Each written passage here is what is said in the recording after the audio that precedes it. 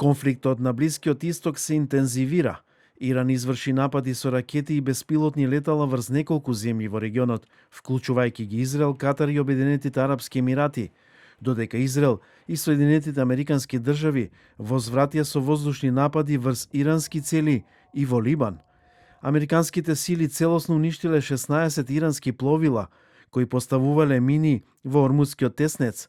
Пентагон разработува дополнителни опции по директива на американскиот председател Доналд Трамп, доколку биде потребно, морнарицата да ги придружува танкерите што минуваат низ оваа важна трговска рута.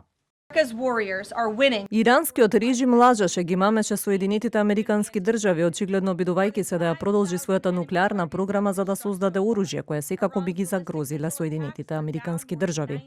Нивниот арсенал на балистички ракети тие брзо и агресивно го зголемуваа секој месец. Иранските лидери ја отфрлија можноста за разговори и му се заканија на американскиот председател. Продолжува и израелската операција на цели во Либан.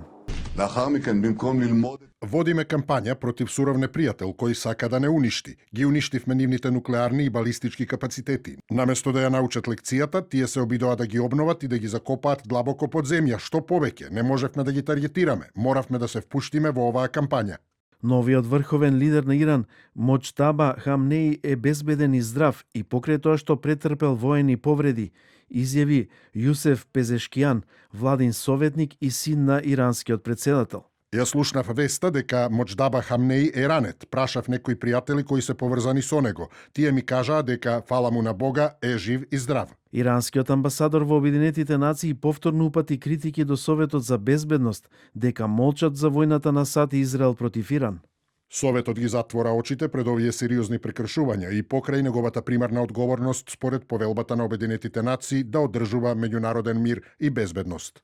Портпаролот на Кремљ Дмитрий Песков изјави дека Русија е во постојан контакт со иранското раководство. Президент Путин... Ние сме во постојан контакт со иранската страна и со иранското раководство. Како што рече председателот Владимир Путин, Русија е секогаш подготвена да го даде својот придонес за враќање на мирот и стабилноста во регионот.